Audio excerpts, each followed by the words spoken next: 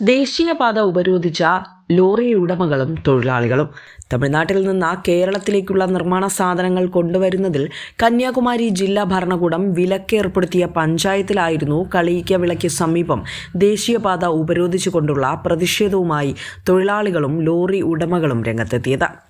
നിയന്ത്രണങ്ങളോ മാനദണ്ഡങ്ങളോ ഇല്ലാതെ അമിത ഭാരം കയറ്റി നിർമ്മാണ സാധനങ്ങളുമായി വരുന്ന വാഹനങ്ങൾ അപകടവുമായി യാത്രാ ബുദ്ധിമുട്ടുകൾ സൃഷ്ടിക്കുന്നു എന്ന കാരണത്തിലാണ് ജില്ല കടന്നുള്ള നിർമ്മാണ സാധനങ്ങളുടെ വിലക്ക് ഏർപ്പെടുത്തിയിരിക്കുന്നതെന്നാണ് അധികൃതരുടെ വാദം.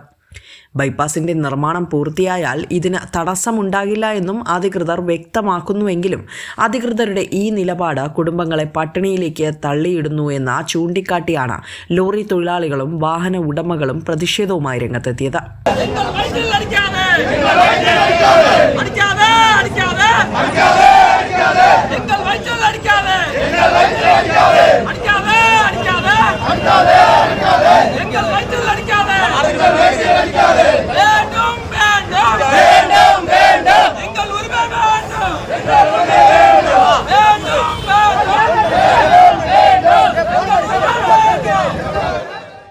കഴിഞ്ഞ മാസങ്ങളിലായി നിരവധി നിവേദനങ്ങൾ നൽകിയിട്ടും പരിഹാരം കാണാത്ത പശ്ചാത്തലത്തിലാണ് നാഗർകോവിൽ കളക്ട്രേറ്റിലേക്ക് ലോറികളുമായി സമരക്കാർ പ്രതിഷേധ റാലി സംഘടിപ്പിച്ചത്.